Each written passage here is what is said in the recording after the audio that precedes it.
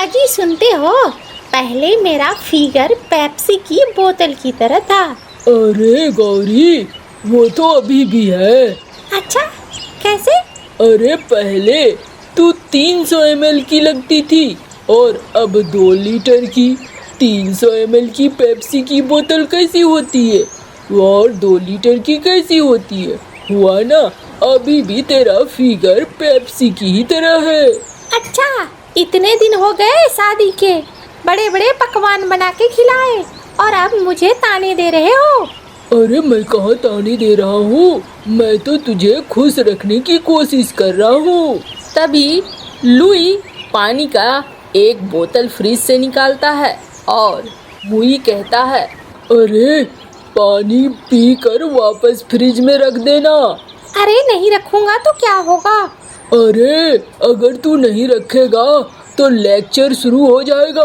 पानी की बोतल से माँ लेक्चर देना शुरू करेगी और मोबाइल, पढ़ाई, बेरोजगारी पर जाके खत्म होगा। चुपचाप ये पानी की बोतल फ्रिज में रख देना पीने के बाद। हाँ हाँ मुई, तू बिल्कुल सही कह रहा है, अभी रख देता हूँ। अरे मुई सुनना। हाँ हाँ बोल, तेरे दिमाग में कुछ न कुछ तो खुरापात जरूर चल रहा है, मुझे समझ में आ रहा है। अरे कुछ नहीं यार, चलना थोड़ा जंगल में घूमते हैं, सोनी बत्तखी के घर के आसपास। अच्छा, पिछली बार मार खिलवाया था मुझे, इस बार अभी क्या इरादा है? अरे नहीं नहीं, मैं तुम्हें इस बार मार नहीं खिलाऊंगा, चल घूम कर आते हैं उसके घर पे। दोनों सोनी बत्तखी के घर पहुंच रहे थे, तभी उन्हें कालू कौवा दिखाई देता है। अरे बच्चों, कहाँ जा रहे हो? तुम्हारे पिताजी नजर नहीं आ रहे हैं। अरे कालू काका, हम तो अपनी सेटिंग के लिए जा रहे थे, आप बताओ आप कहाँ जा रहे हो? अरे मेरी शादी है परसों, सभी को न्योता देने जा रहा हूँ बारात में आने के लिए। ये लो, अब बुढ़े भी शादी करने लगे और हमारा क्या होगा? हम कब तक घर के दरवाजे पर बैठे रहेंगे? अरे ठीक है काका, तुम जाओ, ये तो बकवास करता ही रहता है। कालू आगे बढ़ता है। कालू जंगल में सभी को न्योता देता है। टुनटुनी चिड़िया के घर पहुंचता है। अरे टुनटुनी, मेरी शादी है परसों, तू बारात में चलेगी ना? अरे हाँ कालू भैया, मैं चलूंगी, आपने तो पूरे जंगल में ढिंढोरा पीट रखा है। तभी वहाँ मीनू मौसी भी पहुँच जाती है। हाँ हाँ, क्यों नहीं पीटेगा ढिंढोरा? बुढ़ापे में शादी कर रहा है तो फिर खुशी तो निकलेगी ही ना। चल, आखिरकार तुझे भी लड़की मिल गई, कम से कम तेरा जीवन तो सफल हो गया। हाँ मौसी, आज मुझे तुम्हारी बातों का बुरा भी नहीं लग रहा है। परसों बारात में जाने के लिए तैयार रहना। परसों कालू कौवा के बारात में सारे पंछी निकलते हैं। उधर बारात मोहिनी कौवी के घर पर उतरना था। मोहिनी कौवी अपनी माँ से कहती है, माँ, मैंने सुना है वो बूढ़ा है जिससे तुमने मेरी शादी तय की है। अरे चुप करो, वो बहुत अच्छा है, मैंने उसके बारे में पता किया है, वो तुम्हारा हमेशा ख्याल रखेगा। माँ देख लेना, अगर ऐसा हुआ तो बहुत बुरा होगा। अरे चुप करो। कालू कौवा बारात के साथ पहुंचता है तो कालू कौवा को देखकर मोहिनी मुंह चिढ़ा लेती है। माँ, ये तो बुढ़ा है, घूसट है। अरे मेरी पत्नी तो बहुत सुंदर है, मैं इसका हमेशा ख्याल रखूंगा। चुप कर नासपीटी, मेरी इज्जत का फलूदा बनाएगी क्या? चुपचाप शादी कर। मोहिनी कौवी कालू कौवे का ब्याह हो जाता है। कालू कौवा मोहिनी कौवी को लेकर घर में चला आता है। मोहिनी को कालू बिल्कुल भी पसंद नहीं था। मैं कुछ ऐसा करूँगी, ये मुझे खुद ही घर से बाहर निकाल देगा और मैं अपने मायके चली जाऊंगी, बहुत आराम से रहूंगी मायके में। मोहिनी कौवी ऐसा सोच रही होती है और फिर मोहिनी कौवी कालू के आते ही कहती है, सुनो, आज तुम्हारे घर में मेरा पहला दिन है और मुझे मिठाइयाँ खाने का बहुत दिल कर रहा है। अरे लेकिन घर में मिठाइयाँ तो नहीं है। तो क्या हुआ, कहीं से भी जाओ और मिठाई लेकर आओ। कालू कौवा उड़ते उड़ते छन्नू हलवाई के पास जाता है। अरे छन्नू भाई 1 केजी मिठाई दे दे।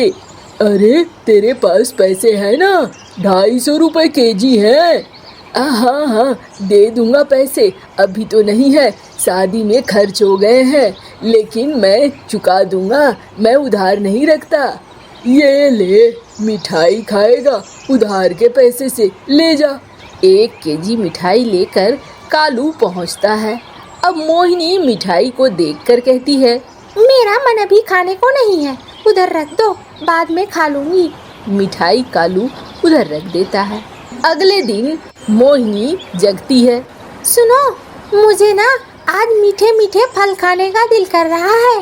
अरे लेकिन मोहिनी बाहर बहुत तेज बारिश हो रही है, बारिश में चोट लगने की डर होती है, ठीक से उड़ा भी नहीं जाता है।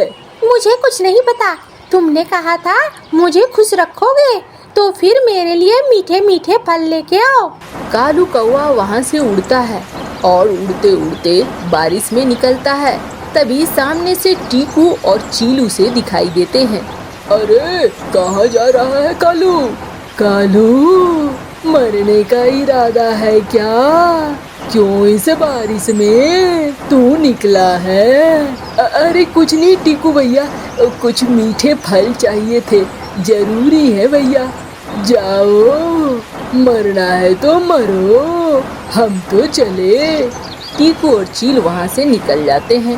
कालू कौवा एक पेड़ से जाकर टकरा जाता है और बेहोश हो जाता है। रात भर कालू कौवा नहीं आता है। मोहिनी खुश हो जाती है। लगता है बुढ़ा मरमरा गया, अब तो मैं सुबह सुबह अपने मैके निकल जाऊंगी, मैके में बहुत मजा आएगा। अगले दिन मोहिनी उड़ते उड़ते अपने मैके पहुंचती है। मोहिनी बहुत खुश थी। माँ देखो ना, वो लगता है कहीं खो गए हैं, घर नहीं आए माँ, मैं अभी यहीं रहूंगी तुम्हारे पास। तभी मोहिनी की भाभी वहाँ आ जाती है। अच्छा, मतलब एक और बोझ मुझे नहीं चाहिए, ये मेरा घर है, मैं किसी को नहीं रखूंगी, निकलो यहाँ से। तुम मुझे ऐसे कहोगी, भैया को आने दो, भैया बताएंगे। तभी वहाँ मोहिनी का भाई भी आ जाता है। मैंने सब कुछ सुन लिया, ये घर हमारा है और मोहिनी तू यहाँ नहीं रह सकती है, तू जा अपना ठिकाना जहाँ बनाना है वहाँ बना ले। उधर कालू कौवा को गिरने के बाद होश आता है और वो ढूंढता रहता है। ढूंढते ढूंढते आखिरकार मैके पहुँच जाता है। उसी समय मोहिनी को उसके घर वाले घर के बाहर निकाल देते हैं। घर से बाहर आई मोहिनी कालू को देखकर आश्चर्यचकित हो जाती है। अरे तुम जिंदा हो? हाँ मोहिनी, मैं तुम्हारे लिए मीठे फल ले आया हूँ, चलो घर, मैं तुझे कितना ढूंढ रहा था। कालू की बात सुनकर मोहिनी रोने लगती है और फिर कालू के साथ घर वापस आ जाती है और फिर कभी भी अपना घर छोड़कर नहीं जाती है।